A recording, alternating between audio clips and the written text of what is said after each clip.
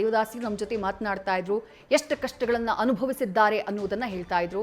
ಜೊತೆಗೆ ಮಾಜಿ ಶಾಸಕ ಬಸವರಾಜ ದಡೇಸುಗೂರು ಅವರಿಂದ ಆಗಿರುವಂತಹ ಅನ್ಯಾಯವನ್ನು ಅವರು ವಿವರಿಸ್ತಾ ಇದ್ರು. ಲಾಯರ್ ಜಗದೀಶ್ ಅವರನ್ನೇ ಕೇಳ್ತಾ ಹೋಗ್ತೀನಿ. ಜಗದೀಶ್ ಸರ್, ನೀವಾಗಲೇ ಹೇಳ್ತಾ ಇದ್ರಿ, ಅವ್ರು ಹೇಳಿದ್ರು ನಮ್ಗೆ ಯಾವುದೋ ಒಂದು ಪತ್ರವನ್ನ ತಂದುಕೊಟ್ರು, ನೀವು ಹೆಬ್ಬೆಟ್ ಮಾಡ್ಕೊಡಿ, ನಾವು ನಿಮ್ಮ ಜಮೀನಿಗೆ ನೀರು ಕೊಡ್ತೀವಿ ಅನ್ನುವಂಥ ಮಾತನ್ನ ಹೇಳಿದ್ರು. ನಂಬಿದ್ವಿ, ನಾವು ಹೆಬ್ಬೆಟ್ ಒತ್ತಿದ್ವಿ ಅಂತೇಳಿ.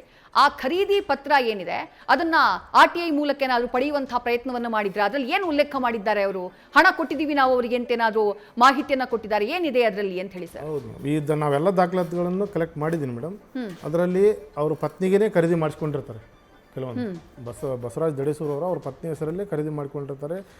ಅದರಲ್ಲಿ ಅವರು ದುಡ್ಡು ಕೊಟ್ಟಿದ್ರ ಬಗ್ಗೆನೇ ತೋರಿಸಿದ್ದಾರೆ. ಇನ್ನೊಂದು ಮುಖ್ಯವಾಗಿ ಅವರು ಪದೇ ಪದೇ ಪದೇ ಪದೇ ಎಲ್ಲ ಮಾಧ್ಯಮಗಳಲ್ಲಿ ಹೇಳೋದೇನೆಂದರೆ ಮೇಡಮ್, ಅವರು ನೀರು ಕೊಟ್ಟಿದ್ದೀನಿ ಅಂತ ಹೇಳ್ತಾರೆ.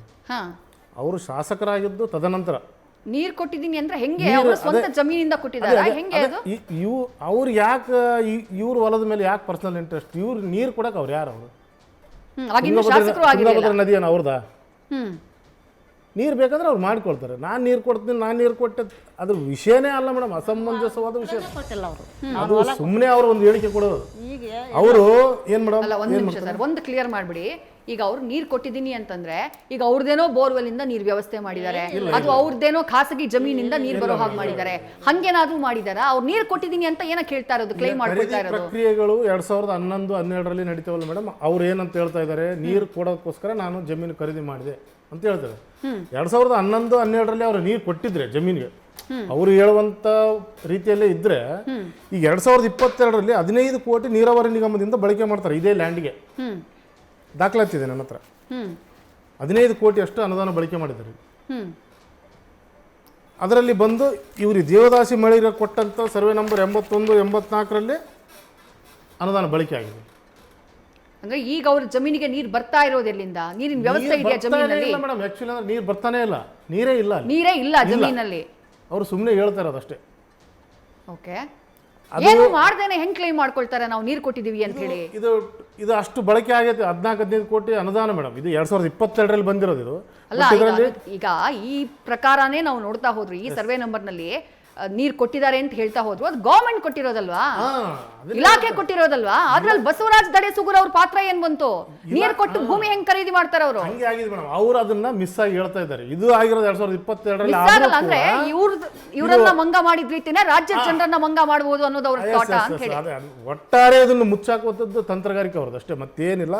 2011-12 ಯಾವುದೇ ನೀರು ಕೊಟ್ಟಿಲ್ಲ, ಏನು ಕೊಟ್ಟಿಲ್ಲ. ಮತ್ತು ಅದ್ರ ಜೊತೆಗೇನೆ ನಾನು ಈಗಾಗಲೇ ಹೇಳಿದಂತೆ ಅವರು GPA ತೊಗೊತಾರೆ. 7 ಜನರು GPA ತೊಗೊತಾರೆ. GPA ತೊಗೊಳಕ್ಕೆ PTCL ಆ್ಯಕ್ಟ್ 2006 ಒಂದು ಆದೇಶ ಮಾಡ್ತೈತಿ. ಅವ್ರು ಹೇಳ್ತಾರೆ ಯಾವುದೋ ಹೊಸ ಕಾನೂನು ಬಂದ ಮೇಲೆ ಹೋರಾಟ ಶುರು ಮಾಡಿದ್ದಾರೆ ಅಂತ ಹೇಳಿ. ಹೊಸ ಕಾನೂನಲ್ಲ ಮೇಡಮ್, ಅವರು 2011-12 ಖರೀದಿ ಮಾಡಿದ್ದು. 97-98 PTCL ಆ್ಯಕ್ಟ್ ಜಾರಿ ಇತ್ತು ಮೇಡಮ್. ಆ್ಯಕ್ಚುಲಿ ಅದ್ರ ಪ್ರಕಾರನೇ ಅದನ್ನ ನಾವು ಕೇಳೋಕ್ಕೂ ಬರುತ್ತೆ, ಅದರಲ್ಲಿ ಏನು ತೊಂದರೆ ಇಲ್ಲ.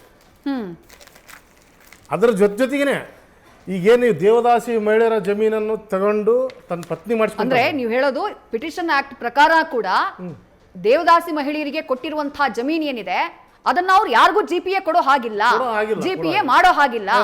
ಈಗ ಮಾಡಿದ್ರೆ ಯಾರು ಕಂದಾಯ ಅಧಿಕಾರಿಗಳನ್ನ ಮಾಡಿಸ್ಕೊಟ್ಟಿದಾರೋ ಅವರು ತಪ್ಪಿತಸ್ಥರ ಈ ಕೇಸ್ ನಲ್ಲಿ. ಹಾಗಿದ್ರೆ ತಪ್ಪಿತಸ್ಥರಾಗ್ತಾರ, ಮಾಡಿಸ್ಕೊಂಡ್ರು ತಪ್ಪಿತಸ್ಥರಾಗ್ತಾರ. ಇನ್ನೊಂದು ವಿಶೇಷ ಏನಂದ್ರೆ ಮೇಡಮ್, ಈಗ ದೇವದಾಸಿ ಮಹಿಳೆಯರ ಜಮೀನನ್ನು ತನ್ನ ಪತ್ನಿ ಮಾಡ್ಕೊಂಡ ನಂತರ ತನ್ನ ಪತ್ನಿಯಿಂದ ಇನ್ನೊಬ್ಬ ಖಾಸಗಿ ವ್ಯಕ್ತಿಗೆ ಮಾರಾಟ ಮಾಡುವಾಗ 2013 ಖುದ್ದು ತಹಸೀಲ್ದಾರ್ ಅವರೇ ಮುಟೇಶನ್ ರಿಜಿಸ್ಟರ್ ಅಲ್ಲಿ ಇದು PTCL ಕಾಯ್ದೆ ವ್ಯಾಪ್ತಿಯಲ್ಲೇ ಬರುತ್ತೆ ಅಂತಲೇ ಹೇಳಿದ್ದಾರೆ. ಆಲ್ರೆಡಿ ಹೇಳಿದ್ದಾರೆ 2013. ಅಂದ್ರೆ ಇದರ ಅರ್ಥ ಏನು ಮೇಡಮ್?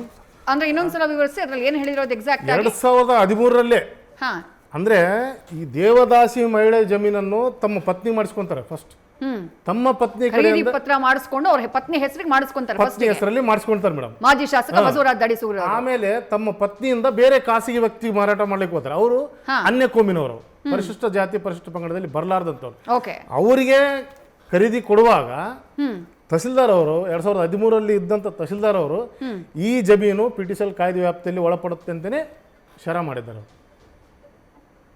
ಅದೇ ತಹಶೀಲ್ದಾರ್ ಅವರು ಆ ಜಮೀನು ಬಸವರಾಜ ದಡೇಸುಗೂರು ಅವರ ವೈಫ್ ಹೆಸರಿಗೆ ಯಾಕೆ ಬಂತು ಅಂತ ಪ್ರಶ್ನೆ ಮಾಡ್ಲಿಲ್ವಾ? ಅದನ್ನ ಅದನ್ನ ಪ್ರಶ್ನೆ ಮಾಡ್ಬೇಕಲ್ವಾ ಅಲ್ಲಿ? ಆಳಕ್ಕಿಳಿದು ತನಿಖೆ ಮಾಡಲ್ಲ. ಆದಾಗ್ಯೂ ಈಗಿರ್ತಕ್ಕಂಥ ತಹಸೀಲ್ದಾರ್ ಇವರೇನು ತಪ್ಪು ವರದಿ ಕೊಟ್ಟಿದ್ದಾರೆ, ತಮಗೇನು ಬೇಕು ದಾಖಲೆಗಳನ್ನು ಮಾತ್ರ ಅವರು ಕ್ರೋಢೀಕರಣ ಮಾಡಿದ್ದಾರೆ. ಆಳಕ್ಕಿಳಿದು ಎಲ್ಲ ದಾಖಲೆಗಳನ್ನು ಪರಿಶೀಲನೆ ಮಾಡಿಲ್ಲ ಅವರು. 2013ರಲ್ಲೇ ಕ್ಲಿಯರ್ ಆಗಿದೆ ಇದು ಒಂದೇ ಪಾಯಿಂಟಲ್ಲಿ ಟೋಟಲಿ ಕ್ಲೋಸ್ ಮಾಡಿ ಹಾಕ್ಬೋದು ಇದು ಪ್ರಕರಣನ. ಅಂದರೆ ಇದರ ಅರ್ಥ ಏನು ಮೇಡಮ್, ಅಲ್ಲಿ ಅಧಿಕಾರಿಗಳ ಮೇಲೆ ಆ ಥರದ ಒಂದು ಒತ್ತಡ ಇದೆ, ಇವ್ರದ್ದು ದಬ್ಬಾಳಿಕೆ ಇದೆ. ತಮ್ಮ ಕಪಿಮುಷ್ಟಿಯಲ್ಲಿ ಇಟ್ಕೊಂಡು ತಾವು ಏನು ಹೇಳ್ತಾರೆ ಆ ಥರ ಮಾಡ್ಕೊಂಡು ಹೊಂಟಿದ್ದಾರೆ. ನಾವು ಇದನ್ನು ತಗೊಂಡು ಎಲ್ಲ DC ಅವ್ರ ಗಮನಕ್ಕೂ ತಂದೀವಿ ಕೊನೆಗೂ. ಆದಾಗ್ಯೂ ಕೂಡ ಇದ್ರ ಬಗ್ಗೆ ನಿರ್ಲಕ್ಷ್ಯತನ. ಮತ್ತು ಇದ್ರ ಇಡೀ ವ್ಯವಸ್ಥೆ ಮಾಜಿ ಶಾಸಕರ ಪರವಾಗಿ ಕೆಲಸ ಮಾಡಿದೆ ಅನ್ನೋದು ಬಹಳ ಸ್ಪಷ್ಟವಾಗಿ ಕಾಣಿಸ್ತಾ ಇದೆ. ಜಗದೀಶ್ ಸರ್ ದಾಖಲೆಗಳನ್ನ ತೋರಿಸ್ತಾ ಇದ್ರು, ಎಲ್ಲಾ ದಾಖಲೆಗಳಿದ್ದಾವೆ. ಆದ್ರೆ ಇವರ ಬಳಿ ಇರುವಂತಹ ದಾಖಲೆಗಳನ್ನ ವರದಿ ಕೊಡುವಂತಹ ಅಧಿಕಾರಿ ಪರಿಶೀಲನೆ ಮಾಡೋದಕ್ಕೆ ಸಿದ್ಧ ಇಲ್ಲ.